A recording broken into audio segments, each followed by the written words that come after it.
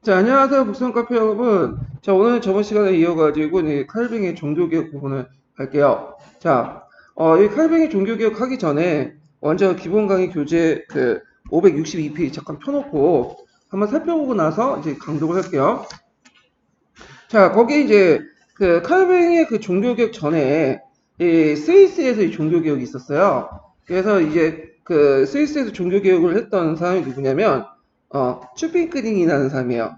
쭈핑크링이라는 사람인데 이 사람은 에라스무스의 영향을 받고 카톨릭에서 독립해서 추인해서 그 당시 개혁을 시작해서 스위스 전체로 확산이 됐죠. 자, 그래서 있고 개혁 내용은 단식, 성자 숭배, 그 다음에 성직자 금호 및 성사제도 폐지를 이제 주장해요. 자, 여기 단식이나 이제 성자 숭배 이런 것들은 다 카톨릭적 요소죠. 예, 그래서 이거는 성경에 명시되어 있지 않은 거야. 그렇기 때문에 이걸 금지시켜야 된다. 그리고 이제 성직자 금혼이라든지 칠성사제도 이런 것들을 폐지했다. 그래서 여기에서 좀 눈여겨볼 게 뭐냐면 슈피클리는 더 나가서 뉴터 같은 경우에는 두 개를 인정했다고 했죠, 성사에서. 그래서 이제 성체 성사하고 그 다음에 또 하나가 세례. 이걸 인정했는데 이걸 인정하지 않아요. 이걸 단지 그냥 상징적인 의미로 봐. 상징적인 의미로 하긴 하는데 이걸 가지고 뭐 구원의 근거를 갖고 해야 되는 꼭 필수적인 요소는 보는 건 아니에요. 그래서 이제 성체 성사 같은 경우에도 누트교처럼 공체설이라든지 그 다음에 카톨릭처럼 하체설 주장하지 않고 그건 그냥 성찬신이다 하나의 상징적 행위에 불과한 거지 거기에다 무슨 구원의 의미를 부여할 필요는 없다 이렇게 주장을 하죠. 자, 그래서 이제 첫째 성서에 입각해서 교리를 해석을 했고요. 그 다음에 이제 그 당시에 스위스는 여러 카톡으로 연결돼 있어요. 도시 중심의 카톡도 있고, 뭐 상업지대 카톡도 있고, 농촌 지역 중심의 카톡도 있고, 그래서 이렇게 지방 자치가 좀 잘 돼 있었거든요. 카톡별로. 자, 하여튼 그 당시에 이제 이 사람의 이제 개혁은 좀 보수적이었던 카톨릭을 신공했던 농촌 지역에 5개 카톡하고 전쟁 중에 사망을 하게 돼요. 예. 그래서 이제 일단은 그 개혁은 거기에서 끝나게 됐다는 것 좀 기억을 해두고요. 자, 그 자리에 누가 오냐면 칼뱅이 오죠. 칼뱅이. 자, 칼뱅은 원래 스위스 사람은 아니에요. 이 사람 프랑스 사람인데 프랑스에서 이제 있다가 탄압을 받으니까 스위스에 망명을 간 거야. 그래서 스위스에서 이제 제네바에 가가지고 종교 개혁을 해가지고 나름대로 성공했다. 이때 제네바의 그 정치는 공화주의적 신정 정치야. 자, 예전에 얘기한 공화주의라는 것은 그 당시 우리처럼 민주정이 아니에요. 이 당시에는 칼뱅을 중심으로 한 일종의 몇몇 사람들이 가두정이야. 신정 정치라는 건 뭐냐면 교회의 원리, 그러니까 신교들의 원리에 따라서 이런 통치하는 거죠.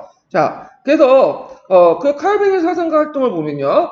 자, 칼뱅의 주요 사상은 이제 잘 나타나는 게 그 당시 이제 그리스도 강요라는 책이 있어요. 예. 그래서 이 그리스도 강요는 그 당시 이제 종교개혁의 신념을 포괄적으로 논리적으로 해명한 최초의 책인데 출판 이후에 이제 개정과 진판을 거듭했고요. 그래서 이제 여기에서 제일 이제 칼뱅은 인간의 구원 문제 중심으로 둔 루트와 달리 신의 절대성을 가지고 이제 출발 삼았다는 거. 그래서 이미 이제 인간의 구원은 신의 절대성, 신의 의지에 따라서 이미 구정됐다, 이미 결정되었다고 단언하죠. 이게 이제 그 유명한 뭐죠? 예정설이죠.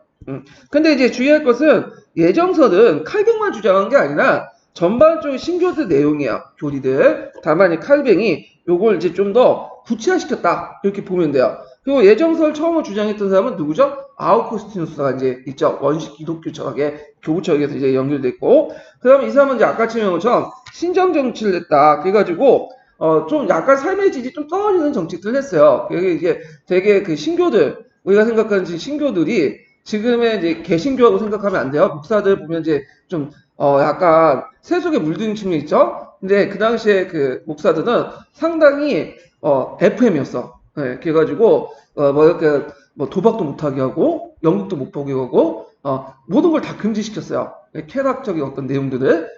그러니까 별로 이 칼뱅의 정치에 대해서 별로 그 당시 시민들은 별로 안 좋아했어요. 예. 후에 이제 비슷한 사람이 한 명 있었죠. 영국에 크노엘. 크노엘도 이 사람이 똑같은 짓을 했다가 나중에 이제 그의 사후에 인기가 떨어져가지고 이제 물러났잖아요. 이건 나중에 좀 얘기를 하고. 자, 그 다음에 금욕적인 생활을 강요했다. 자, 그러면 예정서는 뭐냐? 이게 이제 제일 중요한 건데, 자, 인간은 선악과를 따먹으면서 뭐죠? 악해졌어요. 인간은 본래 악해. 그래서 이제 정신적 성각, 구제의 의지가 상실됐어. 이걸 이제 뉴턴의 무슨 의지론과 연결됐죠?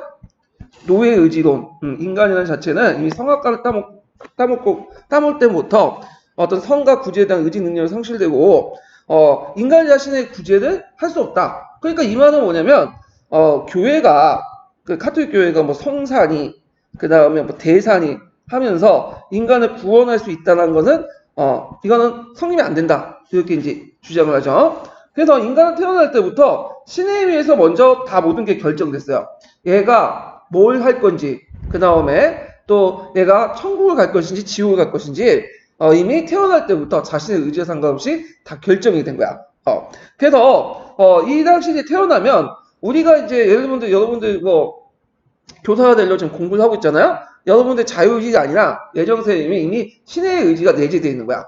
그래서 그것이 무의식적으로 발동이 돼갖고 여러분들이 교사 되려고 하는 거고, 결국에 신의 의지에 따라서 교사가 될지 안 될지도 이미 결정되는 거죠. 그러니까 자기가 노력을 한다고 생각해도 실제로 다 누가 때문에 신의 뜻대로 다 하는 거예요. 자, 그래서 이렇게 이제 뭐냐면 신의 영감을 드러내는 것이 이제 뭐냐면 이런 직업을 갖고 열심히 생활하고 신의 어떤 뜻에 따라 생활하는 것이 있다. 이런 식으로 이제 주장을 하죠.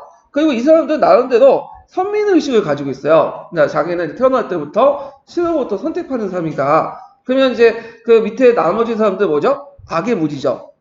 그래서 그 찬송가 중에 자주 제가 이제 듣던 소리가 뭐냐면, 악마들과 싸울지라 제약받은 형제요. 그러잖아요? 그러면 자기는 천사고, 선이고, 저쪽 상대 쪽은 뭐죠? 악마가, 악의 축이죠. 자, 그러니까 이 악마들을 쳐부셔야 돼. 그러면 나름대로 뭘까요? 정통적인 어떤 교회가 탄생됐다.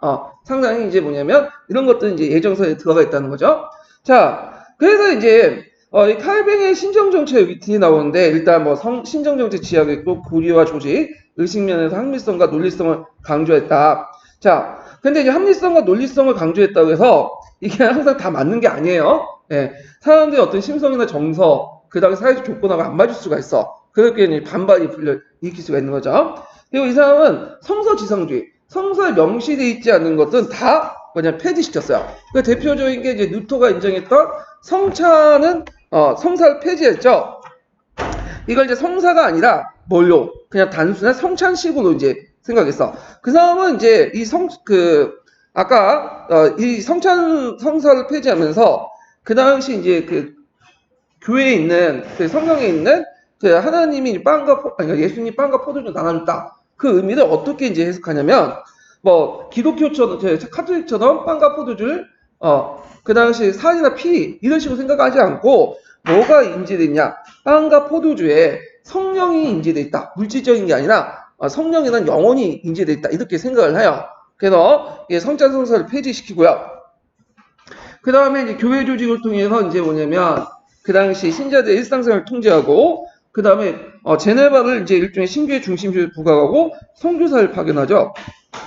그래서 이 칼뱅파의 논리가 널리 이제 유럽 전역으로 확대됐다. 이렇게 이제 보면 돼요. 자, 그 다음에 이제 여기 보면 이제 그 앞부분 신교가의 차이는 좀 뒤에 보고, 그 예정설이 그 후대에 어디에 영향을 미쳤는가? 그걸 연구했던 학자가 있어요. 그 사람이 누구냐면 유명한 막스 베버죠. 이 막스 베버. 이 막스 베버는 종교사회학자예요. 종교사회학자. 그래서 그 종교가 해당 사회에 해당 그 문화에 어떤 영향을 줬는가를 연구를 했어요. 그래서 이 사람이 비교 연구를 했거든요. 그래서 자본주의라는 것이 왜 서유럽에서 먼저 발전되고 중국이나 이런 데서는 발전되지 못했는가? 이걸 연구했어. 그래서 결론은 뭐냐면 이건 다 종교 때문이다. 이렇게 결론을 내요. 그래서 자본주의가 발달된 게 서유럽이죠. 서유럽에서는 뭘 받아들였죠? 예, 프로테스탄트 받아들였죠. 그런데 이에 반해서 이제 중국 같은 경우에는 상당히 유교를 이제 강조했잖아요. 유교에서는 지금도 한국 사람도 있지만 뭘 강조해요? 민지, 그러니까 체면을 강조해. 얘네들은 그러니까 돈을 벌면 자신의 사회적 의신이나 그 체면을 강조하기 위해서 뭔가 부를 축적하는 것보다는 부를 이제 가시하기 위해서 쓰는 건데, 문제는 서유의 프로테스탄트 이제 그걸 이제 자본을 뭐냐면 돈을 벌어들이면 이걸 자기 자신을 위해서 쓰는 게 아니라 이걸 축적을 한다는 거야. 자본을 축적하죠. 왜 그러냐? 자, 이미 내가 이제 돈을 많이 버는 것은 나의 노력이나 뭐 이런 것들, 사회적 위신을 이런 것에 상관없죠. 뭐죠? 다 하나님의 뜻 때문이야. 그죠? 그래서 내가 열심히 버는 건 꼭 하나님의 뜻이고 그 돈이라는 것은 나 자신을 위해 쓰는 것이 아니라 여러 사람을 위해 쓰고 그 다음에 이걸 이제 죽음을 가지고 간 게 아니라 가져갈 수 없으니까 그 뭐냐면 이걸 이제 자본을 축적할 필요가 있다고 생각하고 자본을 축적한다는 거죠. 그래서 이 자본을 축적함으로써 뭐냐면 또 뒤에 있는 세대들이 이제 이걸 받아가지고 다른 데 또 투자를 하고 그래서 이제 자본주의가 발전됐다. 자, 이런 식으로 이제 해석을 해요. 그래서 근면하게 자본 노동을 종사하고 사치와 낭비를 배격하고 합리적으로 조직하고 그 다음에 자본 축적이라는 어떤 것을 가능하면서 그 저자고 자본을 축적을 하면서 그러면서 이것이 이제 재생산을 했다. 유교처럼 자기 민지 그 얼굴 이런 것들을 강조하기 위해서 뭐 돈을 쓰지 않는다는 거죠. 예. 그래서 이 나머지 돈을 이제 뭐냐면 그 당시 자본을 축적한 거 자기 생각은 하나님의 뜻대로 겸손하게 생각을 한다. 그래서 이제 서유에서는 이렇게 자본주의가 발달됐고 유교를 믿는 이제 그 중국에서는 자본주의가 발달하지 않았다. 이런 식으로 이제 뭐냐면 설명을 해요. 이게 뭐냐면 프로테스탄트 윤리와 자본주의 정신이라는 책이거든요. 물론 이거에 대해서 이제 비판도 되게 많아요. 누구 중심적 관점이야? 서양 중심적 관점이죠. 그리고 지금 맞지가 않죠. 지금 뭐 중국이라든지 뭐 일본이라든지 우리나라를 비롯한 여러 나라들 동아시아 국가들 유교를 받아들인 국가들이 상당히 자본주의 발달됐잖아요. 그럼 어떻게 설명할 것이냐? 그건 단순히 뭘 믿느냐가 중요한 게 아니라 그런 것들 사회적 조건이나 관계, 그 다음에 대외관계 등등을 고려해야 된다. 여러 가지 요소가 있는데 요 하나만 이제 봤다는 거예요. 종교 하나만. 예, 서구 중심적이고. 그래서 이 프로테스탄트 윤리와 자본주의 정신은 그 서양사에서 안 나왔어요. 근데 예전에 역교론에서 나왔어요. 역교론에서. 그래서 그 역교론에서 오리엔탈리즘 관점 있죠? 관련돼 갖고 시험에 나왔으니까 한번 봐주세요. 유명한 거니까 이 사람들 이제 주장이. 자, 그러면 칼빈파가 어떻게 전파됐냐 보죠. 칼빈파는 그 상공업 신층들 사이에 이제 전파됐죠. 주로 이제 신교들이 믿는 것은 상공업자들이 주로 믿으니까. 그래서 이제 그 당시에 이제 대서양 무역을 중심으로 해갖고 이제 발달됐다 보니까 되게 대서양여자지역으로 확대됐다. 그래서 이렇게 했고, 그 다음에 칼빈파는 그 각국에 전파되면서 이름이 좀 달라졌어요. 하나가 이제 영국에서는 청교도라고 하죠. 청교도. 그 다음에 스코틀랜드는 장로파, 프랑스는 위그노, 그 다음에 네덜란드에서는 고이셴, 그렇게 이제 얘기를 하죠. 자, 그래갖고 이렇게 이제 불려지기 시작했다. 이렇게 기억을 해 두시면 돼요. 자, 그러면 여기에서 이제 신교 간의 좀 차이를 볼게요. 신교에서도 좀 뭐냐면 약간 그 미묘한 차이가 있어요. 미묘한 차이가. 자, 그러면 이제 그걸 좀 보면 여기에서 이제 도표를 좀 보면 자, 여기 보면 이제 여기 그 여기 이제 좀 극단이 카톨릭이고 예. 그리고 이제 이렇게 있고 그 다음에 이제 여기부터 신교가 이제 있어요. 신교 경계선. 예. 신교 경계선인데 신교가 있는데 이제 이렇게 있고 그 중간 사이에 누가 있냐면 에라스무스가 있죠. 네. 그래서 카톨릭에서 에라스무스인데 아직까지 신교를 넘어서진 않았어. 이 상황은. 근데 이제 신교를 넘어서기 시작한 것은 언제냐면 뉴토파인데 뉴토파의 위치는 요 정도 있어요. 그러니까 뉴토파는 카톨릭을 비판했지만 아직까지는 카톨릭 쪽 요소가 좀 있어. 뭐 중앙집권적인 어떤 요소가 있고 그 다음에 이제 또 그 우리가 알고 있는 성사 자체를 다 부정하지 않았죠. 근데 거기에 루터보다 더 신교는 신교인데 무늬만 신교가 있어요. 이게 뭐냐면 영국 국교회죠. 그래서 영국 국교회는 칼뱅파를 받아들이긴 했어요. 근데 온건한 칼뱅파야. 그래가지고 좀 칼뱅파를 그냥 느슨하게 해석해. 그래가지고 그 당시 교리는 약간 신교에 가깝지만 의식은 카톨릭에 가까워요. 네. 그래서 영국 국교회였고 자 루터파보다 좀 더 원칙적인 모습을 보이는 사람이 뭐냐? 칼뱅파죠. 자, 그런 것도 있고요. 칼뱅보다 또 극단적인 사람도 있어요. 여기가 뭐냐면 이제 교우 제세대파. 예.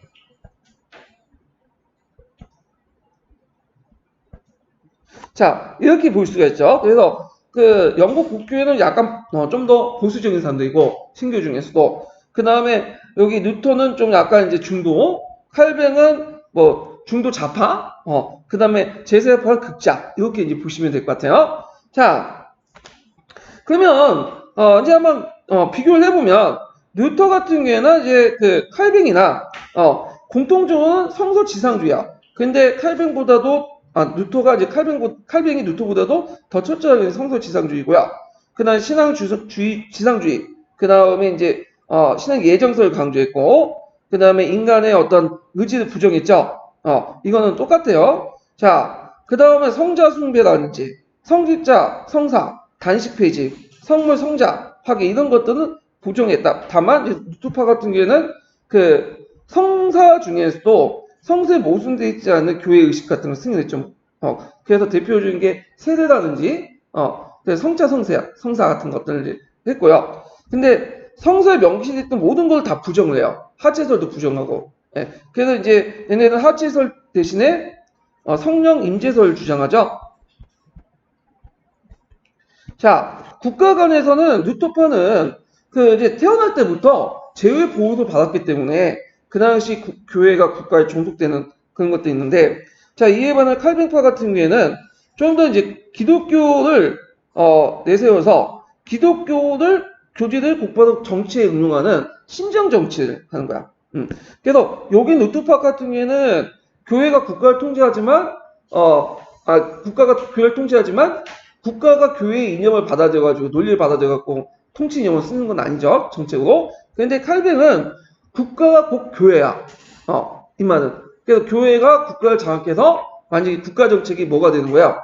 교회의 어떤 것들 이제 정책으로 반영되는 그런 것들 내세웠고요. 자, 루터파는 북부 독일, 덴마크, 스웨덴, 노르웨이고 이에 반해 칼빈파는 고이시엔 장로파, 청교도 위그너 이렇게 이제 보시면 돼요. 자, 영국 국교회 같은 경우에는 정확한 교의가 없어요. 탄생부터 자기가 뭐 자발적으로 한 게 아니라 뭐냐면 카톨릭과 이제 반발해갖고 나와버린 거죠, 얘네들은. 그래갖고 이제 정확한 교의가 없고 후에 칼뱅주의를 영향을 받아요. 근데 칼뱅주의 영향을 받았다고 해서 그게 완전히 100% 수용하는 게 아니라 좀 약간 일부만 이렇게 수용을 해. 자, 그 다음에 의식과 전례는 카톨릭적 요소가 강하죠. 그래서 이단은 이제 성사를 인정한다는 게 특징이야. 성사를. 그래서 성사를 인정하고, 그 다음에 이제 국가교회주의적인 거고 정조일치다. 그래서 여기는 이제 국가가 종교를 지배하는, 그러니까 이제 뉴트교하고 비슷한 그런 이제 양상을 보이죠. 그래서 전파 지역은 주로 영국, 잉글랜드 지역에서 전파된다. 그래서 이제 이 영국 국교회를 안에 예전에 어디 있었는 청교도도 있었어요. 청교도. 청교도는 원래 영국 국교회에 있었던 사람들이에요. 그래서 16세기 중반에 형성이 됐죠. 그래서 영국 국교대 내에 있었던 카톨릭적 의식을 뭐냐면 깨끗이 하자, 없애자. 그런 식으로 이제 출발했다가 나 17세기 이제 아예 영국 국교에서 분리하자는 독립 그 교파들까지 다 포함돼갖고 청교도가 됐는데, 그래서 청교도가 원래 영국 국교회에 있었다가 대립을 하죠, 그 안에서. 그러다가 언제 이제 나오게 되죠? 명예혁명 이후부터 이제 독립된 이제 교단으로 나가게 돼요. 그래서 영국 국교회는 오늘날 어디와 연결돼요? 성공회와 연결되죠? 네, 성공회. 자, 이렇게 한번 비교를 해봤어. 자, 그러면 이제 칼뱅의 그 논리를 이제 그 서양사 개론에서 찾아보죠. 자, 319페이지 펴보세요.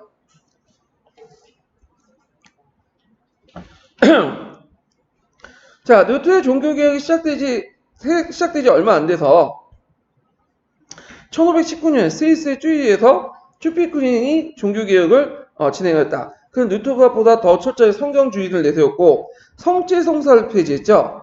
그래서 성차라는 것은 이거는 이제 아까 뭐라 했죠? 성찬식이고 하나의 상징적 행위에 불과한 거지 요게 무슨 구원적 의미가 없다 이렇게 주장을 해요, 얘네들은. 자, 그가 1531년에 개혁에 반대하는 산림지대에 카톨릭 세력들과 싸우다가 전사했다. 자, 쭈피크에 이어서 스위스의 종교개혁을 성공시킨 사람이 칼뱅이다. 그는 이제 프랑스 중산계급 출신으로서 법률 공부하다가 개혁 사상에 물들고 1530년 전후의 시기에 신의 계시를 받았다. 그러나 독일 황제에 대항하기 위해서 누트파를 적극적인 프랑스 1세는 국내에서 이를 철저하게 탄압했다. 프랑스가 이중적이라고 했죠. 대외적으로는 합스부르크 왕국하고 대립하다 보니까 그 신교를 지원하지만 그 대내적으로는 자기가 그 프랑스 지금도 그렇지만 거의 그 전 인구가 카톨릭 믿잖아 많은 사람들이. 그러다 보니까 이제 신교들을 탄압하는 그런 이중적인 정책을 펼쳐요. 그래서 이제 여기에서 프랑스에 활동 못하니까 그 당시 이제 스위스 바젤로 이제 도망을 해서 쯔페그리 주장을 연구하고 스스로 이제 사상을 체계시킨 것이 그리스도 재강요예요. 그래서 그리스도 재강요는 이제 나중에 제네바로 이제 들어가면서 종교개혁을 할 때 이제 발견을 했고요. 죽을 때까지 제네바를 종교적 지배를 했다. 신정 정치를 했다는 거죠. 자, 그의 지배는 일종의 신정 정치였으며 축제와 오락적인 어떤 모임을 금지하고 극장도 폐쇄하는 등 시민들의 매우 엄격한 금융적인 생활을 강요했다. 누구하고 비슷해요? 예, 크노에하고 비슷해. 이 사람도 똑같은 정치를 했어. 예. 자, 그래서 칼뱅의 원성이 전 유럽에 퍼져서 각처에 그에게 배우고자 하는 숭배자들이 모여들어 칼뱅은 프로테스탄트 교황이라고 불려지었다. 그리하여 칼뱅의 새로운 교리는 유럽에 널리 전파되었고 프랑스의 미그노, 네덜란드의 보이센, 스코틀랜드 장로파, 영교도의 청교주의 이런 것들이 다 칼뱅파 계통이야. 여기에서 영국의 청교주의라는 것은 아까 형처럼 원래 영국 국교에 속했다가 영국 국교에서 카톨릭 요소를 제거하고 칼뱅적 요소를 강조하는 그런 애들이죠. 자, 그래서 이제 칼뱅의 교리 중에 가장 핵심적인 것은 예정설이죠.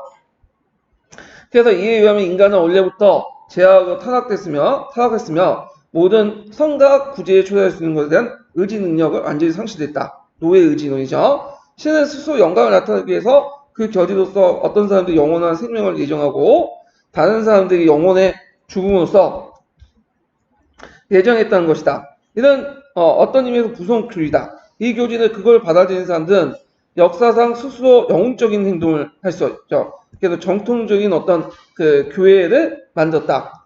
그래서 이게 이제 그 예정서를 받아들인 칼빈 교도들은 구제의 확신과 그 더불어 신에 의해서 선임되었던 선민의식이 가지고 그런 신의 영광을 이 지상에 나타내기 위해서 천세를 항했기 때문이다. 이런 논리들은 뭐냐면 나중에 미국이 서부 개척할 때도 자주 얘기하죠. 얘들이 이제 서부 개척할 때 뭘 내세요? 명백한 운명이라는 걸 내세워요. 이 명백한 운명이라는 건 뭐냐면 나는 신으로부터 서부 개척의 어떤 위임을 받았다. 그리고 그 뒤에 이제 그 인디언들은 이교들이고 이들은 그 악마들이다. 그래서 이들을 정복해서 뭐냐면 이들 개종시켜가지고 그 서부를 개척하는 거는 신이 주어진 명백한 운명이다. 이런 식으로 얘기를 해. 그러니까 세상을 선과 악으로 구분해서 자신은 선이고 나머지는 뭐가 되는 거야? 악의 축이 되는 거죠. 지금 미국이 이제 했던 정책들이 지금 딱 보는데 이렇게 있죠. 네, 비슷한데 자, 그 다음에 그래서 이제 그들에게 있어서 세속적인 직업은 단순히 신호부터 주어진 것이로서 각자 그 신분에 따라 의무를 다해야 하지만 충분히 그 신의 어떤 의지에 부합하는 거다. 이렇게 보죠. 그래서 이걸 통해서 이제 신을 구제받는 확신의 표지가 되고 악마와 나날의 싸움에서 신의 영광을 나타내 신의 싸움터에서는 매우 적극적인 의미가 한다. 그러니까 단순히 직업이라는 것이 그 뭐냐면 직업에서 끝나는 게 아니라 그 직업을 그 이미 그 신으로부터 소명받은 거죠. 그러니까 그걸 열심히 함으로써 뭐냐면 신으로부터 소명받았던 확신의 표지가 되고요. 그리고 직업이라는 것 자체가 직장이라는 것이 일종의 일을 하는 곳이 아니라 신앙의 싸움터야. 자, 예를 들어 내가 교사로서 하나님부터 소명을 받았어요. 그래서 내가 뭐냐면 신의 의지에 따라서 뭐 임용시험 뭐 합격했어. 근데 교직에 갔더니 교사로서 교사답지 않은 사람들이 너무 많아. 그럼 이들은 어떻게 되겠어요? 악마가 되는 거고 악의 무리가 되는 거죠. 처벌해야 되잖아. 그럼 어떻게 됐어요? 나한테 자신의 어떤 그 기분을 모델을 가지고 도덕적 기준을 가지고 그들을 이제 막 싸워야 되죠. 그래서 일종의 그 뭐냐면 교사가 이제 학교가 일종의 신앙의 싸움터가 되는 거야. 이런 식으로 해석을 하는 거예요. 자, 그냥 칼빈 교도들은 근면하게 직업 노동을 종사할 것이고 이들의 모든 사치한 낭비는 금지해야 돼. 그리고 그들은 생활 전체 합리적 조직을 경고했다. 뿐만 아니라 그 결과로 초래된 재하의 축적이 이때 적극적으로 긍정되고 축적된 재화는 저하고 자본을 형성하고 금욕적인 소비 억제의 재생산을 투입해서 생산량 확대로 초래할 것이다. 그래서 이제 여기에서 이제 뭐부터 예정한 것이다까지는 칼뱅의 교리예요. 칼뱅이 여기 이제 그리스 강요에서 얘기했던 거고, 여기부터는 후세의 뭐죠? 해석이죠. 해석이에요. 이거는 누가 했냐면 막스 베버가 한 거야. 막스 베버. 이렇게 구분하셔야죠. 자, 그래서 이상은 막스 베버가 그의 유명한 프로테스탄트의 윤리와 자본주의 정신을 주장한 내용이다. 그래서 그의 주장에 따르면 오늘날 창반 양념이 있다. 그러나 칼빈이즘의 재화 축적과 합법적인 이윤 추구를 적극적으로 긍정하고 이를 긍정적인 생활윤리 형성의 주된 원천이 되었으며, 그러나 생활윤리가 당시 항상의 길을 걷고는 생산적 중상기업에 널리 받아들인 건 사실이다. 요건데 이거는 제 생각에는 이제 저자의 해석인 것 같아. 이거는요. 예. 그래서 이제 이렇게 해서 한번 봤고, 그럼 영국의 종교개혁 부분을 이제 볼게요. 자, 영국의 종교개혁도 이제 잠깐 넘어가서 이제 볼게요. 자, 영국의 종교개혁은 언제부터 시작했냐면 해대 8세부터 시작했어요. 해대 8세부터. 그래서 영국은 상당히 뭐냐면 현실적인 측면에서 종교개혁을 했어요. 세속적이고. 그래서 상대적으로 이제 그 루터와 칼빈과 달리 현실적으로 세속적으로 이제 했다. 그 이유 때문에. 자, 원인은 뭐냐면 헨리 8세 자체는 원래는 처음에는 철저한 카톨릭 교도였어요. 그래서 신교를 별로 안 좋아했는데, 근데 갑자기 신교로 전환하는 계기가 됐어. 그게 뭐냐면 왕비와 이혼 문제 때문이죠. 그래서 헨리 8세가 이제 그 왕위 즉위하기 전에 자기 형이 있었어요. 형이. 원래 그 형이 왕세자로서 이제 왕이 될 사람인데, 이 사람이 이제 뭐냐면 그 스페인 왕녀였던 캐서린과 결혼하고 나서 좀 살다가 죽게 된 거야. 그래가지고 그 당시 이제 뭐냐면 그 캐서린은 이렇게 이제 뭐냐면 가부가 된 거죠. 근데 거기다가 그 시아버지인 헨리 7세가 그 당시 그 스페인 왕가하고 좀 사이가 안 좋았어. 왜 그러냐면 캐서린가 올 때 그 당시 지참금을 가지고 와야 되는데 지참금을 안 가지고 온 거예요. 자기가 원하는 만큼. 그러니까 이제 캐서린을 스페인 안 보내. 그래가지고는 너 여기 있어라. 너네 아버지가 그 돈을 줄 때까지는 여기 있으라는 거야. 그래갖고 근데 그러면 생활비나 이런 것도 대줘야 되잖아. 근데 궁전 쫓겨나고 이 사람은 이제 신녀한테 가고 이제 그 캐서린 신녀한테 그 궁전에 쫓겨나고 생활비도 안 대줘요. 그래서 일반 민가에서 어렵게 살았어요. 이 사람이. 그러다가 이제 헨리 7세가 죽고 나서 그 두 번째 아들이었던 헨리 8세가 즉위를 했는데, 헨리 8세가 예전부터 자기 형수를 되게 좋아했어요. 나이 차이가 한 10살 넘게 나는데도 되게 좋아했던 거야. 그래갖고 이제 캐서리하고 쫓아다니면서 이제 결혼하게 된 거죠. 예. 그런데 이제 캐서리와 결혼하고 이제 했는데 그 둘 사이에 계속 딸이야. 그래서 이 아들을 원했던 거예요. 그 당시에는 이제 일부 일처제 국가죠. 미국 같은 경우에는. 그러니까 이제 아들 못 낳으면 왕위 계승이 좀 약간 복잡해져요. 그래가지고 이제 얘가 왕비를 이혼하고 그 당시 그 자기 그 밑에 있었던 후처를 왕비와 이제 이 사람을 이제 왕비 삼아서 결혼하려고 했죠. 자, 그래가지고 이제 했는데 그 당시 이제 교황청에서 그 왕비 이혼을 허락을 안 해줘요. 왜 허락을 안 하시냐? 왕비는 어디 출신이죠? 스페인 출신이죠. 근데 이 스페인은 누굴 지원하고 있어요? 카톨릭을 적극적인 후원을 해주고 있어. 그러니까 만약에 이 왕비 이혼을 허용할 경우는 스페인과 갈등을 겪게 되는 거야. 그래서 허용을 안 해줘. 그러니까 이제 이거에 대해서 반발을 해가지고 그 당시 뭘 공표했냐면 수장령을 공표해요. 수장령 내용은 뭐냐면, 자, 영국 교회는 국왕으로부터 분리하고, 이거 지우고, 자, 국왕이 교회의 수장이 된다. 이렇게 이제 있고요. 그 다음에 캔터베리 대주교라는 사람이 있어요. 그 영국의 제일 높은 교회 수장을 누가 임명하냐면 국왕이 임명해. 국왕이. 그래서 이제 이걸 하니까 그 당시 아까 얘기한 토마스 모 등이 이제 성직자 등 학자들이 반대를 해서 이를 탄압하고 처형을 시키죠. 런던타에 가져가고 교수형을 처해. 자, 그리고 더 나가서 수도원을 해산을 시키죠. 그래서 그 대다수의 이제 수도원지 해산되고 그 토지와 재산들 다 몰수를 해가지고 국유화 시키는데 이걸 만권 강화를 위해서 재정 확보를 하고 일부는 측근 세력이나 공로자들에게 또는 귀족들에게 분배를 해줘요. 그래서 당연히 이걸 이제 먹었으니까 얘네들은 카톨릭을 반대하고 종교개혁을 지지하는 이제 입장을 보이겠죠. 이런 식으로. 그 다음에 또 영국 국민들이 상당히 이제 그걸 지지했는데 그 당시에는 이제 나는 잉글랜드인은 민족주의가 확산이 됐었어요. 근데 교황은 엄민의 마음은 이제 영국이 아니죠. 얘는 어디예요? 로마, 이탈리아잖아. 자, 그러니까 이제 우리가 바치는 여러 현금들이 다 이탈리아로 간다.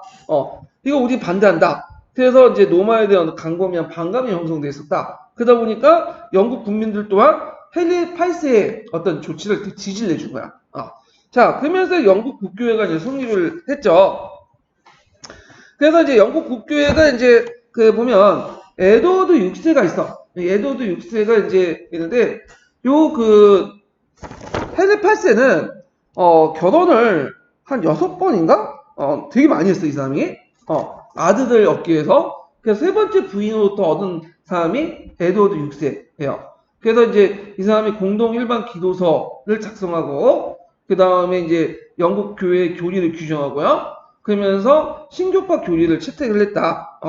근데 이제 에드워드 6세가 이제 젊은 나이에 죽어요.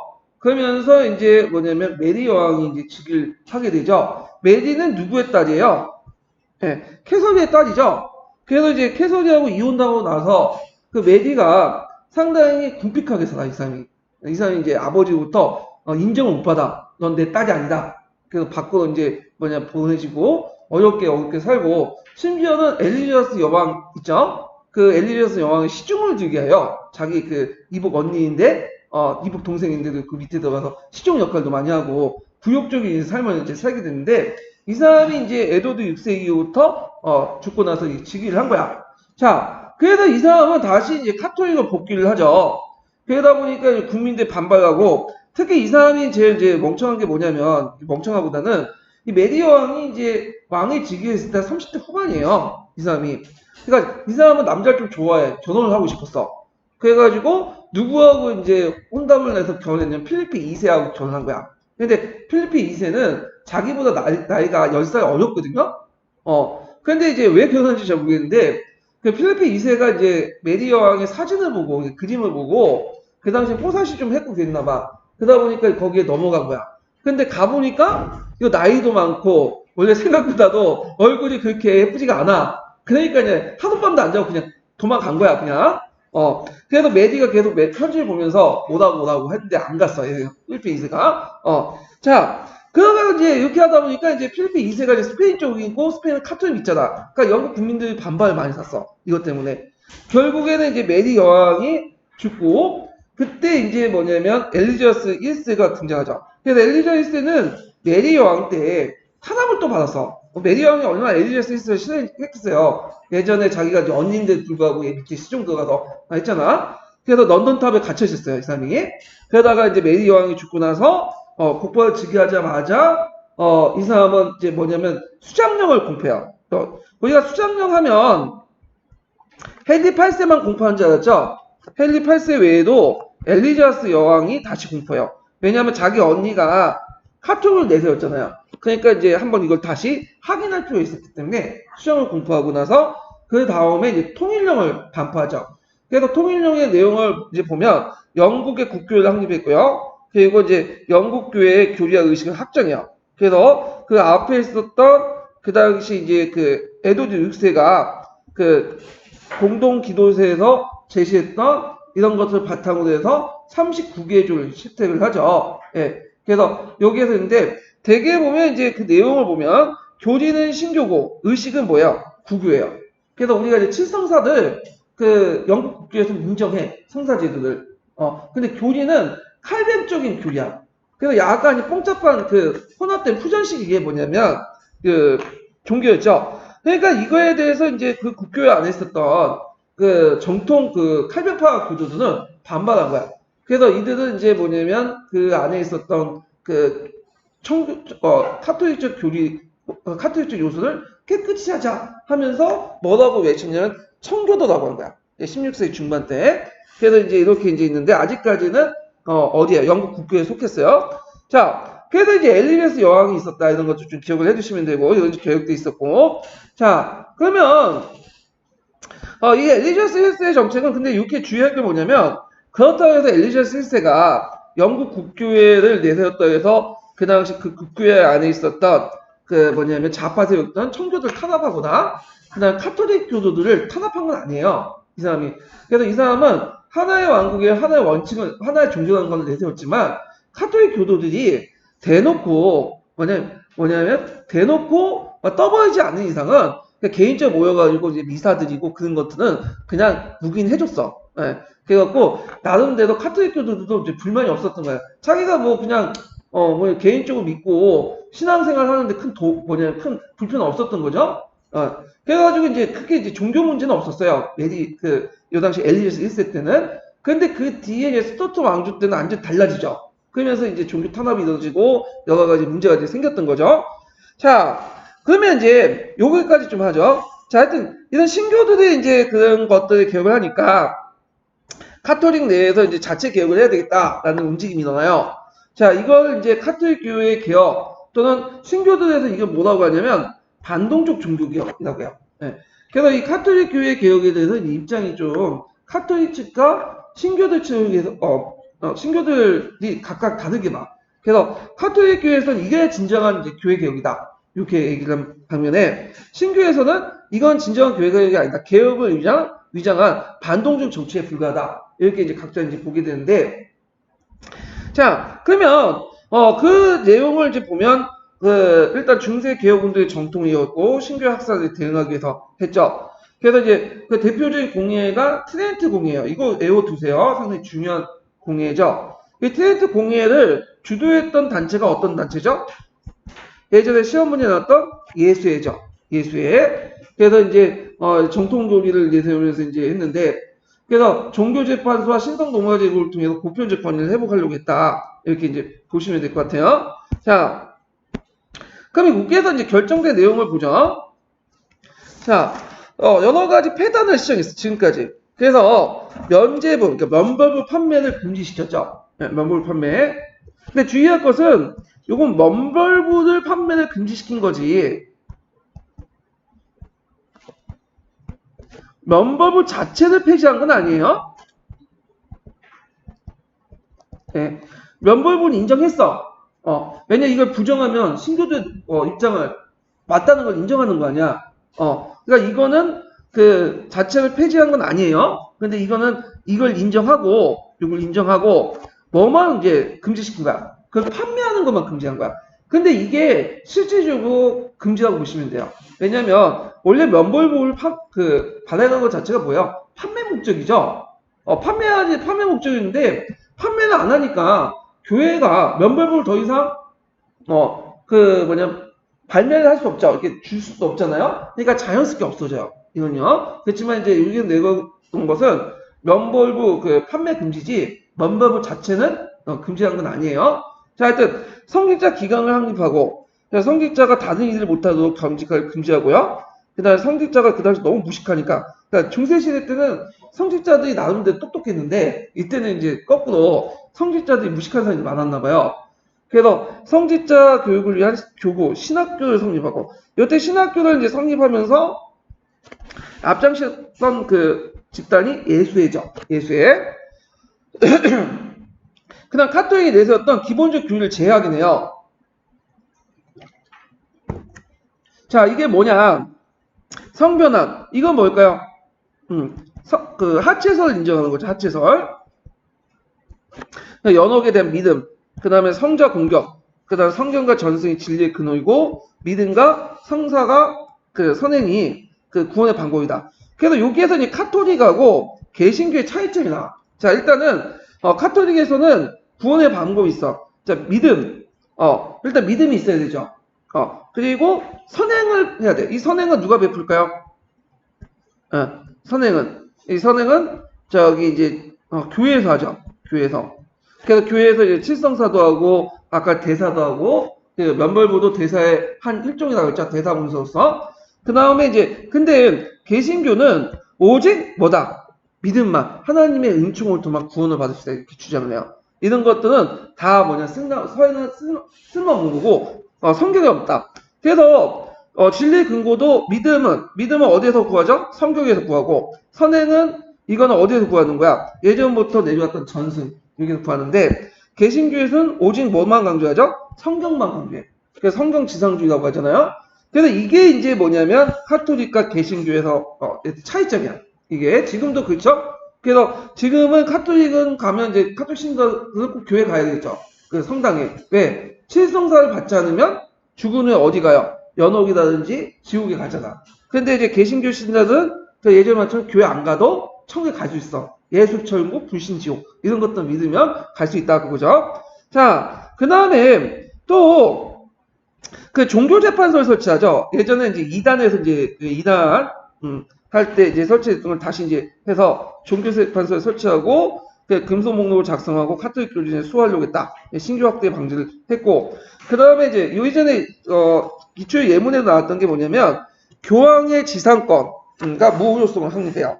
그래서 요게 이제 볼 수 있는 게 뭐냐면 요 밑에 이걸 예수에서 이제 강조하는데 자 모든 일이 위해서 진리 얻기 위해서는 우리에게 설령 쉽게 보인 것을 교황이 검다고 말해도 이는 언제 믿어야 된다. 그래서 이걸 교황 무효선, 교황은 절대적으로 옳다. 이런 것들 확립하게 되고, 그 다음에 성직자 독신 제도를 강화시키고요. 그 다음에 불가타 성서를 인정하죠. 이 불가타는 뭐죠? 카톨릭에서 라틴어 성경파를 의역한 거죠. 그 다음에 이제 성상 숭배의 정통을 재확인했다. 이렇게 이제 기억을 해두시면 돼요. 자, 그리고 이제 그 결과 카톨릭 교회가 이제 입지가 강화됐다. 그럼 예수회를 보죠. 예수회는 예전에 한번 시험 문제 나왔던 거니까 기억을 해두세요. 예수회. 원래 예수회를 이제 성립했던 사람이 누구냐면 에스파냐의 노율라라는 사람이에요. 이 사람은 군인 출신이거든요. 군인 출신. 이 사람이 싸우다가 전투를 하다가 어느 날 다쳤어. 그러다가 이제 잠을 잤는데 예수님의 어떤 이제 음성을 듣게 된 거예요. 그래서 너는 이제 나를 위해서 싸워라. 그 듣고 이제 깨달아놓고 이 사람이 이제 만년에 파리로 가갖고 파리 대학에서 이제 신학을 공부해요. 근데 이 사람이 머리가 좀 약간 공부머리는 아니야. 그거 단순 무식하고 군인 출신이고 그러니까 복잡한 교리에 대해서 알아듣지 못하겠죠 당연히. 근데 노을라가 이제 장점이 뭐냐면 인간관계에 좋았어요. 이 사람이 발이 넓고 친화력 있고. 그러니까 자기보다 이제 그 같은 동년배다 그 같은 그 학년이라도 자기보다 좀 어리겠죠. 10살부터 한 20살까지 좀 어린 그 동기생들이 얘네 많이 따랐던 거야. 그래서 이제 노을라가 이들을 이끌고 조직한 게 예수예요. 그러니까 이 예수회는 예수의 군대가 되자. 이런 의미에서 예수회를 붙였는데 그러다 보니까 예수회는 이 노율라 자체가 군인 출신이다 보니까 당연히 군대 조직이야. 상당히. 그래서 종교적 목적으로 군대 조직을 만들었다. 이런 것들을 이제 했고요. 그리고 이제 아까 노율라 같은 경우에는 좀 개인적으로 좀 약간 무식하고 열정만 있는 사람이에요. 그때 돌파력도 있고. 근데 이 사람이 이제 이런 단점은 이제 약간 이제 무식하다는 거죠. 근데 그 무식함을 누가 보완해 주냐? 그를 따르는 이제 그 같은 나이 어린 동기생들이 보조해 줬어. 그래서 예수에는 그 창립자는 상당히 무식했지만 그 밑에 노율을 따르는 사람들은 수도사들은 상당히 유식한 사람들이 많아요. 얘네들이. 자, 하여튼 그 목적은 뭐냐면 카톨릭 신앙 수호야. 그래서 활동은 뭐냐면 카톨릭 교세의 회복과 해외 전도를 공헌했다. 그래서 이제 유럽에서 이제 뭐냐면 신교도에 빼앗긴 지분들을 아시아, 아메리카가 좀 회복하려고 했죠. 그래서 이제 이렇게 했고, 그래서 국민국가적 통합과 신대륙 발견을 이룩한 에스파냐 위세에 많이 공헌했다. 왜냐하면 노르라 출신이 어디예요? 스페인이요. 에스파냐. 자, 그 다음에 청소년 교육을 했고, 그래서 이제 밑에 노르라 따는 그 지식인들이 이제 뭐냐면 청소년 교육을 이제 시켰는데, 그래서 카톨릭 교회 계통의 학교들이 많이 만들어졌어요. 그래서 프랑스나 스페인 같은 데 가보면 이 카톨릭 계통의 학교들이 많아. 이탈리아나 그런 지역에서는. 그러다 보니까 이제 이걸 왜 학교를 만들었어요? 어릴 때부터 아예 의식적으로 카톨릭화 시키자. 그럼 신교에 빠지지 않을 거 아니야. 그런 식으로 이제 했던 거지. 신앙식 확립하고 군주제도에 대해 봉사하고 또 이들은 여러 언어를 알고 또 세계적으로 놀다 보니까 외교 활동도 자주 해요. 국제적 외교 활동도 같이 한다. 자, 그래갖고 있고, 그 다음에 이제, 아까 얘기한 트렌트 공리의 어떤 주도적 역할도 같이 수행했다. 이걸 이제 같이 기억을 해주시면 될 것 같아요. 그래서, 에스파냐, 그 예전에 예수회를 성립했던 사람이 누구냐? 노을라 나왔고, 그 다음 그들의 활동 한두 가지 쓰시오. 이런 것들이 공인형 기출문제 나왔을 거야. 이 부분 좀 기억을 해두시면 될 것 같고요. 그럼 세상사 개론 내용을 볼게요. 자, 영국의 종교개혁 보죠. 자, 영국의 종교개혁은 국왕 헨리 8세의 이혼 문제에 발달되었다. 헨리 8세는 독일에서 종교개혁이 바람이 거세고 있을 때 뉴턴을 공격하고 교황으로부터 신앙의 옹호자라는 명예로운 칭호까지 받았다. 그래갖고 이제 이 사람이 이제 그 당시 뭘 내세웠냐면 칠성사 옹호론을 제시했어. 네, 그때 칠성사 옹호론을 제시했죠. 그래서 이것 때문에 신앙의 옹호자라는 칭호를 받았어요. 그러나 18년간 같이 살아온 에스파냐 왕비 출신이었던 왕실 출신 왕비 캐서린이 이혼한 이유 중에 제일 뭐냐 아들을 못 낳았기 때문에 아들을 그리고 나서 그다음 궁녀 출신이었던 엠브린을 낳아서 정비를 맞이했죠. 그래서 엠브린 사이에서 누굴 낳냐면 엘리자베스 여왕을 낳게 돼요. 근데 이 엠브린 또한 또 눈에 좀 약간 아들도 못 낳고 그리고 이제 눈에 좀 가시 같은 이제 나중에 틀어져가지고 처형을 당하죠. 그래서 예전에 그 관련된 소재로 천인의 옌 이렇게 해갖고 시험 그 영화가 나왔는데 하여튼 이제 또 결혼해. 그래서 이 사람은 한 6번을 결혼했어요. 이렇게 아들 누르고. 자, 그래서 이제 그 정비에 맞으려고 했지만 교황에게 승인을 요청했을 때 교황과 틈이 생겼다. 교황으로서는 헨리 요청을 들어주고 싶은 생각은 없지 않았으나 캐더린 때마치 루트파 싸우고 있는 칼 5세의 이모이기 때문에 교황은 주저였다. 이에 헨리 8세는 1534년 수장령을 공포하고요. 그다음 영국 교회를 로마 교황으로부터 분리시킨 동시에 국왕이 독립한 영국 국교회의 수장임을 선포했다. 헨리 8세는 이따 수돈을 해산하고 수돈의 막대한 토지 재산을 몰수하여 왕실의 수입을 삼는 한편 측근과 공로자에게 분배했다. 이와 같이 국왕의 이혼 문제의 계기로 종교개혁이 단행할 수 있었던 것은 영국 국민들에게 강검에게 교황과 로마에 대한 반감이 있었고 민족주의가 싹트게 있었기 때문이다. 자, 영국의 종교개혁은 종교나 신앙 문제에 일어나는 것이 아니기 때문에 헨리 8세 때의 영국 국회는 단순히 로마로부터 분리돼 독립된 것뿐이지 신앙 내용이나 예배 형식은 아무런 변화도 없었다. 그를 뒤이어서 이제 에드워드 6세 세 번째 그 부인을 낳은 자식이죠. 이 사람은 프로테스탄트 요소를 칼뱅적 요소를 받아들여서 일반 기도소라는 것을 마련하였다. 그러나 이혼당한 캐더리의 딸 메리가 왕에 오니까 영국 교회는 카톨릭부터 복했다. 이때 대규모 이제 뭐냐면 수청이 일어났죠. 그래서 이 여자를 피해 메리라고 해요. 자, 근데 이제 메리 왕은 에스파냐 필립 2세와 혼인했을 때 소생이 없었다. 당연히 없죠. 하룻밤도 안 잤는데. 보고 도망쳐 나왔는데. 예. 그래서 이제 없었고, 그야 다음날 엠브린의 딸 엘리자스 1세가 즉위를 하자 여왕은 통일령을 이제 공포해서 영국 국교주의를 확립했다. 그 전에 뭘 또 공포했다고 했죠? 여기는 없지만 수장령을 공포해서 그 앞에 이제 피해 메리가 카톨릭 복귀하는 걸 다시 이제 없애고 영국 국교에도 이제 확인시켰고 수장령을 통해서 자 그리고 이제 이어 39개조를 제정해 프로테스탄트적 신앙 내용을 채택했다. 그러나 예배 형식은 거의 소홀되지 않았고 따라서 영국 교회는 그 프로테스탄트 교회 중에 가장 카톨릭에 가까웠다. 그래서 이제 이 영국 국교회 안에서 이게 이제 이것 때문에 분파들이 많아요. 그러니까 영국 국교회에 어떤 파들은 카톨릭적 요소가 상당히 많은 파가 있고 어떤 파들은 신교적 요소도 많은 파가 있어. 그 극단의 요소가 많아. 극자, 극우, 중간파들이 있고. 근데 영국 국교회는 다양한 파들로 또 구성되어 있어요. 이건 뒤에 좀 얘기할게요. 그래서 이제 카톨릭의 부활운동이 전개된 반면에 청교도를 비롯한 혁신적인 신교파의 불만도 적지 않았다. 이렇게 보시면 되고요. 근데 엘리자베스 여왕 때는 아직까지는 포면하지 않았어요. 이게 왜냐면 이 사람은 아까 이제 영국 국교를 내세웠지만 다른 종파나 뭐 카톨릭에 대해서 그렇게 탄압을 하진 않았어요. 이 사람은. 자, 그러면 카톨릭 교회의 개혁을 볼게요. 종교개혁의 바람이 거세게 이제 불어닥치자 카톨릭 교회도 자시만 할 수 없었다. 그래서 스스로 교리를 가다듬고 각종 폐단을 시정하여 프로테스탄트에 대한 반격을 가했는데 우선 트렌트 공의회를 이제 통해서 카톨릭 교회가 프로테스탄트 주장을 반박하고 기본적 규리를 제하겠다.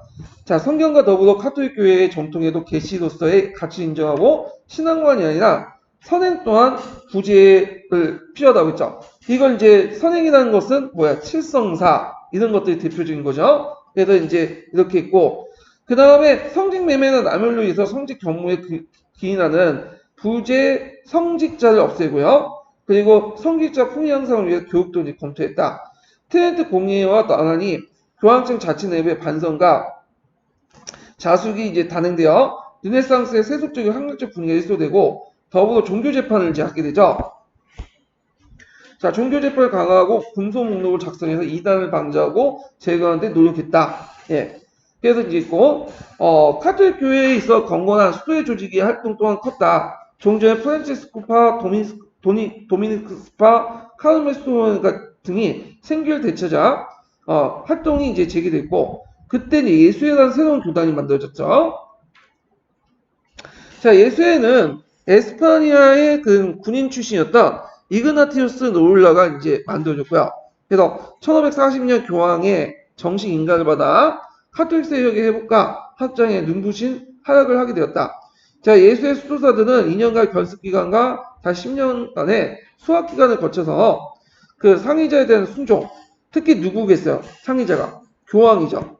그래서 절대 순종을 소용하면서 교단 내에 단결을 강화하고 교황 직속에 가장 충실한 집단이 되었다. 종교재판가와 예수의 활동으로 이탈리아와 에스파니아 등에서 프로테스탄트가 발을 붙이지 못하게 됐고 예수는 다시 오스트리아 중심으로 남부독일과 폴란드를 카톨릭으로 복귀시키는데 주된 역할을 했다. 지금도 남부독일하고 폴란드는 뭐예요? 카톨릭이죠. 예.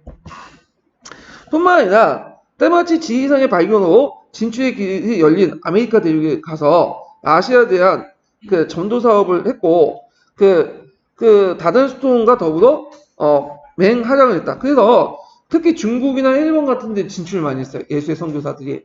예. 그래서 마테오니치나 사비에르나 다 예수의 선교사들이죠. 근데 얘네들이 잘 깔아놨는데 문제는 뒤에 왔던 도미니스크파와 프란치스코파가 이제 난리쳐서 이제 쫓겨났잖아요. 예. 자, 하여튼 이러한 교세회복과 해외 전도사업 외에도 예수회는 교육활동도 중시했다. 이들 상당수가 지식인이라고 했죠. 그래서 교회 학교를 많이 만들었어. 그래서 이들 부수학교는 당대 지배층의 엘리트 양성소가 됐다. 그래서 이제 특히 이제 이와 관련된 좀 뒤에 얘기하면 프랑스가 저희 카톨릭 국가잖아요. 예. 그래서 교회 학교가 많아, 카톨릭 교회가. 근데 이제 문제는 카톨릭 교회들이 상당히 보수적이야. 왕당파와 가깝고. 그러다 보니까 나중에 이제 제3공학교 들어가면서 이게 문제가 됐던 거야.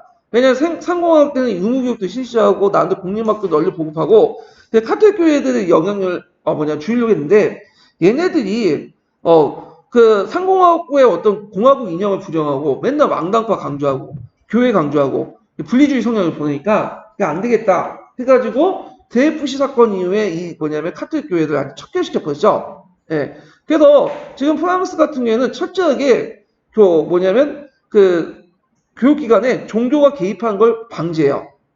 얘네들은 이런 경험 때문에 철저하게.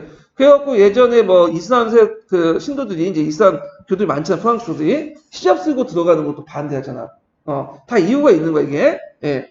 그래서 개인적으로 이제 카톨릭을 많이 믿지만 공적으로 이게 종교 개입한 걸 상당히 방지하려고 했다.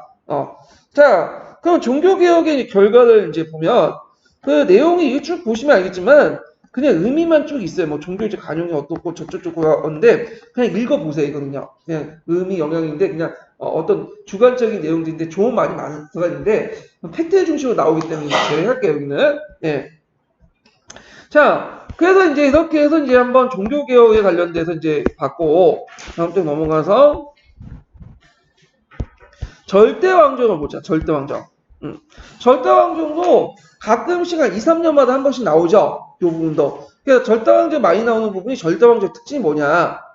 절대왕정의 어떤 이념이나 경제세상이나 이런 것들이 뭐냐. 이렇게고. 자, 그 다음에 이제 누이 16세, 누이 14세, 이를 중심으로 한번 나왔고, 최근에 나온 것은 이제 왕조 전쟁들이 나왔죠. 작년에 나왔고, 그래서 요게 이제 중점적으로 이제 봐주시면 될 것 같아요. 자, 그러면 절대 왕정을 이제 보기 전에 절대 왕정의 전반적인 특징들을 이제 먼저 살펴보고 넘어갈게요. 자, 기본 강의 교재 몇 페이지 보시냐면요. 아, 이게 절대 왕정 뒤에 있네. 예.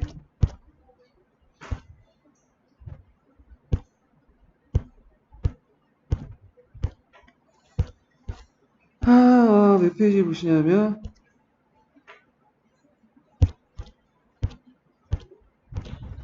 여기 있네요. 예, 576페이지 펴보세요. 576페이지. 자, 그 절대왕정과 관련돼서 이제 시험 문제 많이 나온 게 절대왕정의 특징이나 이런 것들이 나와요. 예. 그래서 이제 절대왕정의 뒷받침은 왕권 신수설이나 중상주의 이런 것들 이제 조건들, 이런 것들 배경들 이런 것들 이제 시험 문제 나오고 근데 그만 보면요.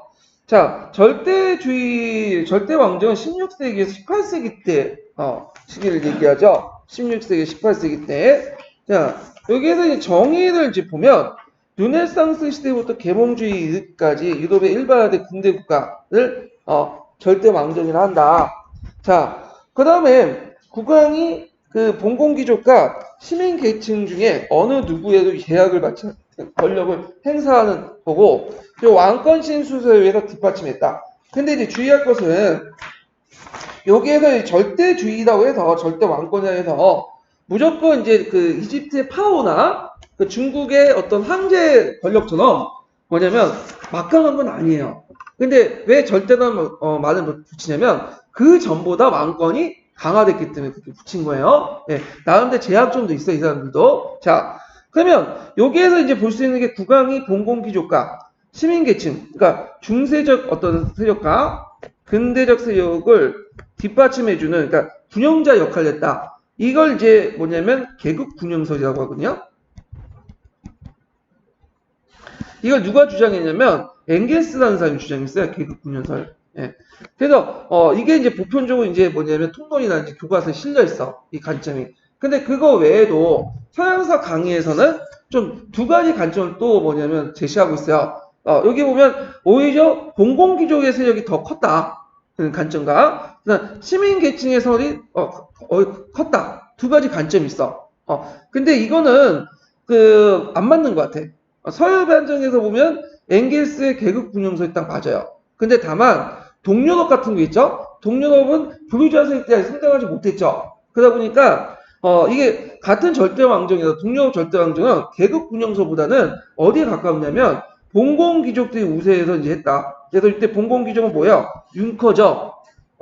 융커를 적극적으로 교육해서 관료라든지 상비군을 장교 등용해갖고 이들을 이제 통해서 절대 왕권을 유지했다는 거는 동유럽의 한정에서 맞긴 맞아요. 근데 우리가 생각하는 서유럽적 개념에서는 안 맞는다. 이렇게 좀 보시면 될 것 같고. 그러면 계급 분영설, 특히 서유럽을 모델로 이제 한번 보면 특징은 이제 왕권 강화 국민 통합이다. 그래서 예전에 봉건 세력들, 지방 공권적 세력들을 이제 척결하고 왕권을 강화시키고 그리고 이 당시 조금씩 국민 의식이 형성되죠. 그러면서 국민 통합을 했다. 그리고 여기에서 좀 중점적으로 볼 게 뭐냐면 국민들이 그럼 절대 왕권을 반대했을까요? 지지했을까요? 처음에 지지했었어. 왜냐면 국민들 입장에 볼 때 중세시대 때는 정치 불안하잖아. 맨날 싸움이 일어나고 전투 일어나고 막 그러잖아요. 그리고 여러 영주들한테 삥 뜯기고. 근데 강력한 왕권이 있으면 이제 한 명한테 삥 뜯기면 되는 거죠. 그 사람의 도움을 받고 이제 정치적 어떤 사회적 생활도 할 수 있는 거 아니에요? 안정적 생활도. 그러니까 처음에 국민들은 특히 부르주아 세력들은 이들 지지해줬어요. 절대 왕권을. 근데 나중에 이제 시간이 지나니까 어떻게 돼? 이제 오히려 얘네들 더 발전하려니까 절대 왕권이 걸림돌이 된 거야. 그러다 보니까 이제 어떻게 됐어요? 떨쳐나와서 혁명이 일어난 거죠. 예. 근데 초기 때는 절대 왕권을 지지해줬다. 이렇게 좀 기억을 해두시면 돼요. 자, 그러면 이 특징들을 좀 보면 자, 여기 이제 도쿄가 보이죠? 자, 여기 신은 절대 군주들에게 뭐냐면 위임권을 줬어. 그래서 이걸 뭐라고 해요? 왕권 신수설이죠. 그래서 절대 군주는 뭐냐면 주권을 가지고 있어. 원래 국민들에게 주권이 있는 게 아니라 그 당시에 누구한테 주권이 있어요? 그 당시 절대 군주에게 주권이 있어. 그래서 원래 주권 이론은 로마법에 나와요. 로마법에. 그래서 이제 중세 시대 잠깐 잊혀졌다가 중세 중국이 때 로마법 부활되면 주권 이념이 다시 부활되고 그 다음에 마키아벨리에서 이제 국가 주권이라는 개념이 나오죠. 절대 이성. 그것을 이제 또 체계화시켜서 왕권 신설 등 주권 누구한테 있다? 절대 군주에게 있다. 이렇게 주장을 해요. 그래서 이 주권 이론, 그러니까 왕권 신설을 이제 기반으로 해서 주권 이론을 이제 확립한 사람이 누구냐면 보댕이라는 사람이에요. 보댕. 그래서 이 보댕이 제한 없는 권력을 내세우면서 주권 이론을 확립했고, 그 다음에 왕권 신설을 또 보슈에가 주장했죠. 그래서 왕권 신설의 대표적인 사람 두 명 들으면 보댕하고 보슈에. 이거 외워두세요. 그래서 이제 보댕과 보슈에 관련된 그 왕권 신설에 관련된 내용이 예전에 한번 16년 기출문제 때 나왔어요. 그래서 보댕 같은 경우에 절대군주는 군대 지휘권, 외교권, 행정권, 재정권, 재판권 다 장악을 해서 그 국가의 통치 주체권을 이제 통치권은 국왕이 가지고 있어야 된다. 이렇게 있고요. 그 다음에 보슈에 같은 경우는 왕의 권한은 어디부터 위임받은 거죠? 신하부터 위임받은 거다. 그러니까 신에 대해 책임지는 거지 국민이 시민이 거기에서 뭐 가타부타 얘기할 수 없다. 이런 식으로 이제 주장을 한 거죠. 자, 하여튼 그럼 절대군주를 군주권을 유지하려면 시민이 있어야 되잖아. 그럼 시민은 어디에 나냐? 관료와 상대군에 나와요. 근데 얘들이 공짜로 일을 해주는 거 아니죠? 그러면 돈이 필요하죠? 돈은 누구한테 받죠? 상인들에게 받아. 특권 상인들. 그래서 이들은 이제 무슨 자본가에 관련해서 상업 자본가. 자, 상업 자본가는 그 당시 재정적인 원조를 하고요. 이건 정치 자금 줬다고 보면 돼요. 그 당시 정경 6차. 그리고 대신에 이들은 그 왕권은 이들에게 뭘 주죠? 무역 독점권을 줘. 그래서 우리가 알고 있는 각종 인허회사들, 그러니까 동인도 회사나 서인도 회사 이런 것들 이제 이런 식으로 하죠. 이게 정경 6착이 나가죠. 오늘날 말하면. 그래서 이제 이 정경 6착 그리고 이걸 바탕으로 해서 무슨 정책을 펴죠? 중상주의 정책을 펴죠. 그래서 여기 보면 이제 산업혁명 배경을 이뤘고 산업혁명 배경이 이제 중상주의고 이거 국내 상공의 보호, 육성, 보호무역, 식민지 운영 이런 것들 했다. 이거는 나중에 좀 더 얘기할게요. 자, 그 다음에 봉건 세력은 이제 귀족이죠. 이게 중세력 세력이죠. 귀족들은 이제 뭐냐면 신분제도를 이제 인정하고 토지의 소유권을 인정해 주는 대신에 왕한테 충성을 해야 돼. 그래서 특권 상인들은 또 이제 여기에 상공업 수공업자 길드 규제를 강하고 길드 규제는 잘못된 거예요. 이거는 길드 규제보다는 뭘까 이거는 선대제죠. 길드는 상업혁명 이후부터 어떻게 돼요? 붕괴돼 나가고 이때부터는 선대제를 통해서 수공업자들을 규제를 한다고 했죠. 자, 봉건세력들은 이제 뭐냐면 중용이나 자영부터 봉건지대를 징수한다. 예. 지대뿐만 아니라 우리가 봉건지대라고 해서 자기가 땅을 갖고 있지 않아도 예전에 선조가 노비였으면 그 선조가 예전에 선조가 노비였던 사람이 예전 선조가 영주였던 사람한테 예전에 봉건지대를 갖다 바친다고 했죠. 생산문지대 같이. 자, 그래서 이런 이제 구조를 가지고 있었던 것이 뭐냐면 왕권 절대 왕정의 구조다. 그래서 절대 왕권은 정치적으로 왕권 신설, 그 다음에 경제적으로는 중상주의적 어떤 특징을 갖고 있다. 이렇게 좀 기억을 해두시면 되고요. 자, 그래서 아까 얘기했던 계급 분영사에 의해서 이 절대 왕권은 그 당시 군대와 중세의 가도기적 역할을 수행을 했어요. 그래갖고 그 유럽사회의 봉건적 사회를 탈피해서 근대적 발전 넘어가는 시기에 있었고 근대적 요소와 봉건적 요소가 잔존돼 있었고요. 그래서 봉건적 잔재로서는 귀족 특권, 농민적 봉건적 부담. 그 대표적인 게 이제 프랑스 같은 경우에는 생산물 지대 같은 것도 있죠. 생산물 지대. 그다음 신분제와 봉건적인 어떤 특권 계급 종속, 중세적 집단의 종속, 길드라든지 자치도시라든지 대학교 단체. 길드는 이때부터 거의 쇠퇴되어 있었다. 이렇게 기억을 해두시면 되고. 자, 근대적 요소는 중앙집권적 체제, 자본주의 발전, 부유자 계층의 성장. 그래서 근대 국가의 면모를 가지고 있지만 또 진정한 의미의 국민국가는 아직 성장하지 못했다. 왕조 국가적 있다. 그래서 여기에서 이제 잘 언급하는 것이 국민적 이해관계하고 왕조적 이해관계가 부딪히대요. 불리치하죠. 그걸 대표적인 게 영토 문제에서 볼 수 있어. 자, 봉건왕 절대 왕조 시대 때는 수많은 그 왕조 전쟁 있죠. 그때부터 영토가 왔다 갔다 해. 근데 그거는 국민들의 어떤 언어라든지 문화라든지 이런 정서, 이런 의견을 전혀 반영하지 않아요.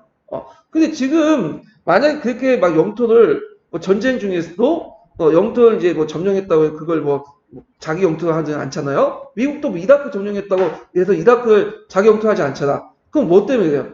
국민들 저항 때문이죠. 국민들 저항에 부닥치면 어떻게 돼? 통치 비용이 너무 많이 드는 거야. 그러니까 이제 동맹을 시켜버리는 거지. 그리고 예전에 이명박이 뭐 그 독도를 주고 싶으려고 했죠. 일본한테. 근데 그걸 말 잘 못했죠. 왜냐하면 예전에 조선왕조 때 그 가능했어. 근데 이때 저 잘못만 하면 어떻게 돼? 막 들고 일어나서 네 달째로 해가지고 뭐냐면 잡혀 들어가잖아.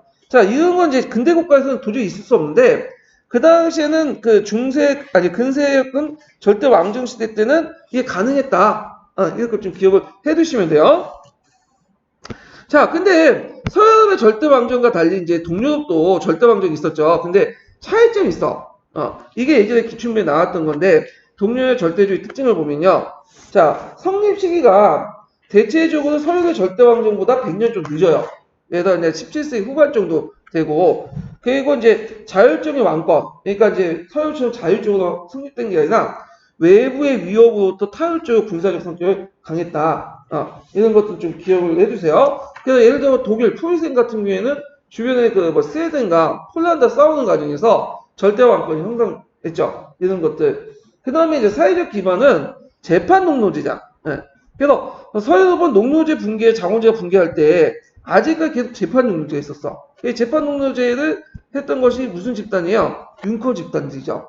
자, 그리고 이제 세력이 그 도시의 미학을 통해 부유자에서 성장에 미비했고, 그 다음에 봉사귀족들, 주로 융커 관리들이 이제 융커 출신의 그 사람들이 국 관리나 군장으로 복무했고, 그 다음에 위로부터의 어떤 개혁만 가능했다. 아래로부터 개혁은 불가능했다는 거지, 구조 안에.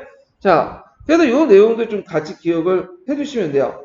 자, 그리고 이제 더 추가하자면, 서양사 강의 내용인데, 이 서유럽처럼 상대적인 의미예요. 국가통합과 형성된 국민적 일체감, 정체성을 두지 못했다.